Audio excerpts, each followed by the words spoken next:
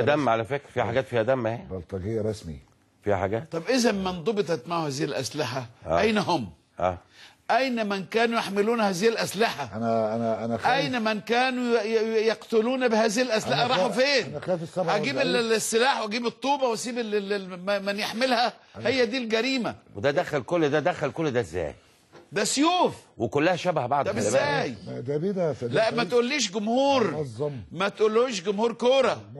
هل انت في تاريخك شفت جمهور كوره مشجع كوره دخل في ايده سلاح زي ده في تاريخ عمرك؟ ولا انت مش فتحي؟ عمري ما شفت. هذه المؤامره اهي تكشفت بهذا السلاح. هذا السلاح هو الذي يثبت المؤامره، وانتم شعب بورسعيد ابرياء.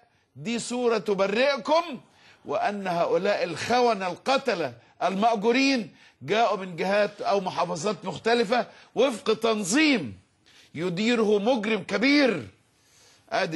دي براءة جماهير بورسعيد. الصورة دي براءة جماهير بورسعيد، والإدانة هنا لمن ترك حملة هؤلاء الأسلحة دون أن يقبض عليهم.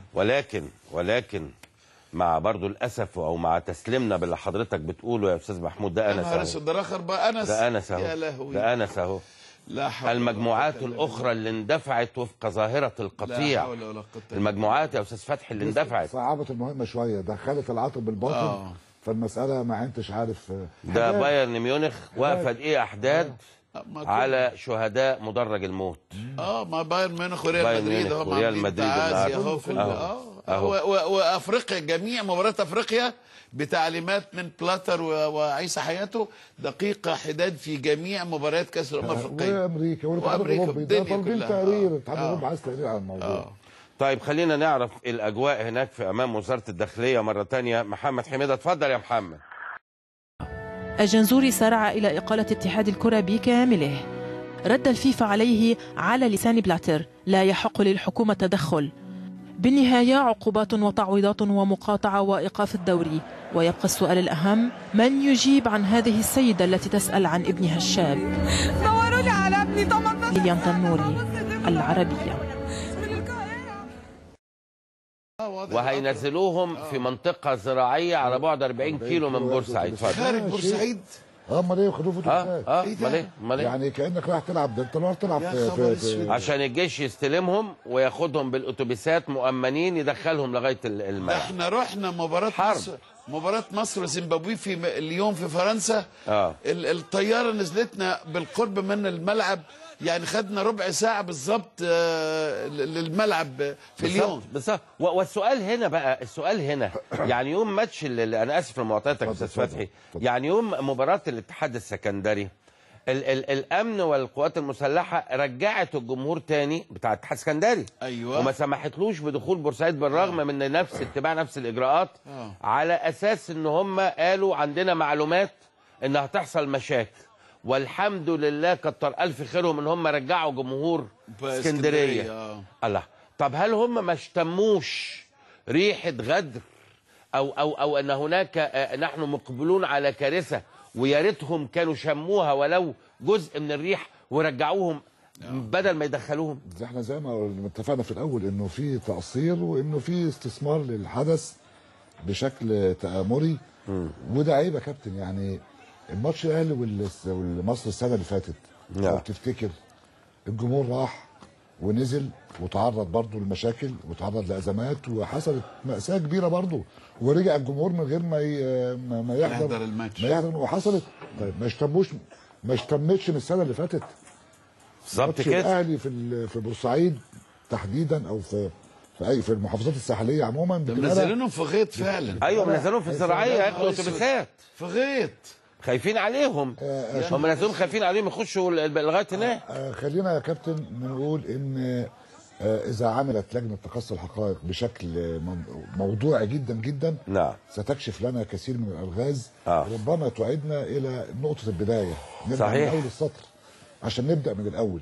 ودي زي ما بقول لحضرتك اول لجنه تقصي حقائق الناس مستنياها. 300 كارثه قبل كده وما شفناش نتائج في الحدوته. وبالتالي احنا اذا كنا بنقول انه 4-5 ايام ونتكشف الحقائق، لكن عندنا حاجات ممكن تقراها في كوارث او مشاهد كتير جدا جدا ممكن تقراها تستكشف منها انت فين بالظبط.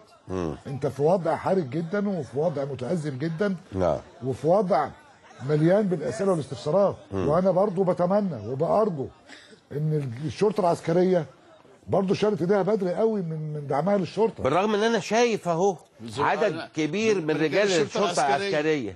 طب ليه ما دخلوش المدرج عملوا كوردون عليهم؟ بتكلم في الملعب. نعم بتكلم في الملعب. انا بتكلم في الملعب. يعني ده ما كانش العدد ما كانش كبير قوي يا كابتن. بتاع الداخليه في ما انا بتكلم على كده. فبرضه هقول لك على حاجه. نعم. يعني ده يبقى يعني شيء مؤسف جدا اذا ما كانتش هناك حسابات مسبقه لهذه المباراه. بالظبط كده. بتبقى دي بكارثه فين استقراء الاوضاع؟ ده الف باء يعني. بالظبط كده. وبالتالي اتمنى ان تكشف لنا لجنه تقصي الحقائق بوضوح هذا اللغز الرهيب اللي رجع البلد. رجعنا قد ايه؟ ده رجعنا سنين طويله قوي. انت عشان ترجع النهارده ويبقى عندك يعني نوع من النظره التفاؤليه ان انت ترجع تاني نشاطك، او ان انت الاجواء اللي هي فيها نوع من الحزن العنيف. نعم. عند الناس اللي استشهدت وعند الاهالي. عايز وقت قد ايه؟ صحيح. عايز وقت طويل طبعا. عارف اللي ممكن يشفي غليل الشارع ايه؟ ان الناس فعلا تجيب الجناه وتقبض عليهم وتحاكمهم ويحاكموا زي المتهمين في 25 يناير 2011. وكل سنه طيب مفيش حد اتحاكم. طيب عايز اسال سؤال يا استاذ محمود. يعني النهارده ده المدرج طبعا برضه بكاميراتنا اكيد. والمدرج واضح خلاص كل الجمهور اهلاوي. يعني معلش هو طبعا كلمه لو دي في النهايه يعني ما بتعملش نتيجه مع الاسف. لكن ماذا لو ان اول صفين او اول 3 صفوف كانت حطوا فيهم رجال شرطه بكل بجاحه انسانيه بتطلع على الشاشه تتكلم. اللي حاصل ده مأساة غير عاديه. يعني المفروض اسيب لوحدي الاتحاد واسيب بقى تيجي ناس تاني تشوف شغلها، تشوف عملها، تشوف. استاذ جمال عاصم في الكواليس ما تدري عن قرار إقالة اتحاد كرة القدم وردود أفعال الأعضاء السابقين بمجلس الإدارة، وهل سيتم تعيين بالفعل لجنة تدير الاتحاد في الأيام أو خلال الساعات القليلة القادمة من الجمعية العمومية زي ما بيتردد؟ الأول هقول القرار نفسه. لما جه الدكتور كمال الجنزوري في مجلس الشعب أنا قرفت صراحة. قلت يعني كمال الجنزوري لخص حادث 74 شهيد مصري في إقالة اتحاد الكرة؟ لا، هو كان المفروض هو اللي يمشي. يعني أنا رأيي الشخصي إن كان لازم يتم إقالة هذه الحكومة فورا، على أساس بعد كده أي حكومة تيجي ما تشتغلش مع متقاعس أو ما تشتغلش مع طابور خامس، لأن كل المؤسسات المصرية فيها طوابير 5 بتشتغل ضد الوطن وضد البشر وضد المواطنين. إنما أنا عجبني النهارده مجلس الشعب سعد عبود، النائب سعد عبود والنائب أمين اسكندر لما قام وقف أول ما قال إقالة اتحاد الكرة، وأكن ده يعني الحل العبقري. قالوا لا احنا عايزينك انت اللي تمشي، وده المفروض يعني اقل حاجه ان رئيس الوزراء يمشي في حادث زي ده. لما يمشيش في استشهاد 74 غضن و300 مصابين، يمشي امتى رئيس الوزراء؟ ايه يعني ايه؟ يعني انت لخصت القصه كلها في اتحاد الكره؟ يعني هو اتحاد الكره ده لا كل ده ما 50 قصه تمشي اتحاد الكره. ابعدكم عن المشهد السياسي تجروني تاني يا باشا. هقول انا الكوره اهو. هو اتحاد الكره بسرعه للاسف الشديد بسرعه اجتمعوا في الفندق في مصر الجديده البارون النهارده. ايوه قاعدين البارون على اساس ايه؟ حاجه انت طبعا هو عارف اكتر مني، عارف كل حاجه برضه. فانت ضيفي فانت اللي تقول. اتفضل. فقعدوا عملوا جلسه سريعه عشان ايه؟ يخرجوا من المأزق ده، لان برضه سمير زاهر عنده عقده نفسيه انت عارفها من كمال الجنزوري في 98 هو اللي مشى برضه بمشهد تاني.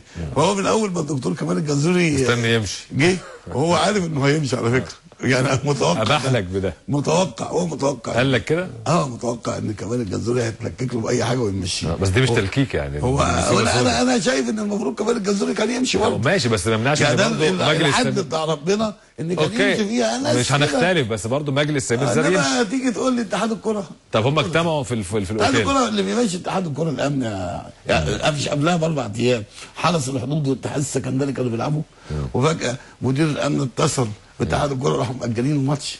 احنا بقى لنا فتره الامن يدير الكوره في مصر، بقى 7 سنين والله منتهى من ساعه ما اللي هو حرب مشي، والامن هو اللي بيدير الكوره في مصر. طب قول لي، هم اجتمعوا في الاوتيل على اساس يبداوا ايه يعني ياخدوا الموضوع ان هم مش هيمشوا، احنا هنقعد لاخر لحظه، واخد بالك؟ وده الخطر القادم على اتحاد الكوره. انا شايف ان اتحاد الكوره بيخاطر باسمه وسمعته وتاريخه، ان كان هناك تاريخ يعني، قدام الشعب المصري وجماهير الكره المصريه وقدام القوانين المسكوت عليها.